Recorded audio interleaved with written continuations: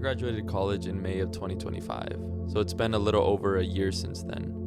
In the months after college, I went through a lot of mental turmoil. Part of it because I couldn't find a job, but part of it was also just life problems that I couldn't fix. I just had to endure them. During that time, I developed a lot of bad habits. I played video games all day, I would drink pretty frequently, and any thought of being healthy or productive was short-lived.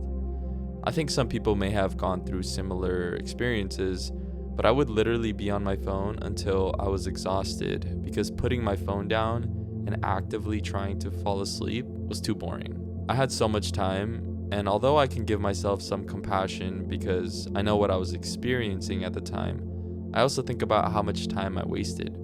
I think about how much of that time I could have been focusing on my health, even in small ways. Now that I have a job, a big weight is off my shoulders. I've only been at this job for about 3 months, but I've had to do more adulting. I have bills to pay, I have a schedule, and although I'm still young, I've become a little bit more health conscious. I watch what I eat, I pay more attention to what I do with my time, and I've started to enjoy waking up early, going to sleep early, and having a routine when I get home. I think a good chunk of younger Gen Z and younger generations in general look at this kind of life and try their best to avoid it. Social media has increasingly promoted this life of leisure and effortlessness that supposedly can be achieved through non-traditional jobs, usually online. And I've fallen victim to that too, so I don't blame people for wanting to avoid a normal job or a normal routine. I'm still struggling to keep a positive attitude when it feels like all my time has suddenly been sucked away from me. But I also think avoiding this life altogether can delay the future you want to build. It can make it harder to develop discipline, patience, and the ability to do things even when they don't feel exciting. And I think that's something valuable this experience has taught me. Earlier, I mentioned that I had a lot of bad habits that helped me feel better in the short term. I was unemployed, pretty chubby, and didn't really have money to go out or do things without going into debt.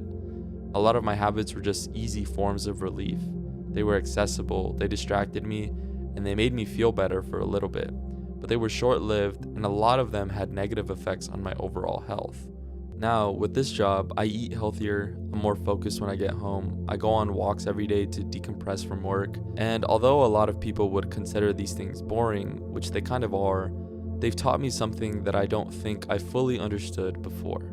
The good stuff in life, or at least the meaningful stuff, isn't always found in these places where we look for highs. A lot of the time it's found in the things we avoid, the things we don't do because they feel too small to matter, the things that don't give us immediate satisfaction. Going on a walk is not exciting, going to sleep early is not exciting, eating something healthy instead of getting fast food is not exciting.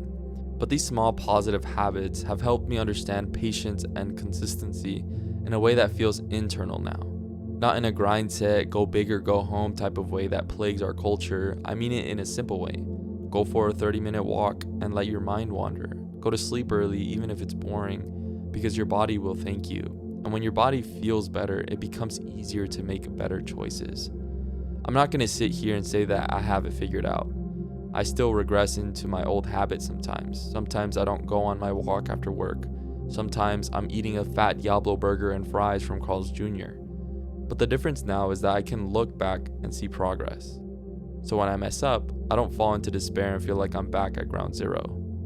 I fall a couple steps and then I start again. For the past couple of weeks, I've felt a greater sense of agency. I've felt an increased internal locus of control.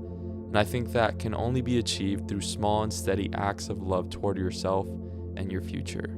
Not by chasing whatever feels good in the moment, but by doing what is good for you, even when it feels boring.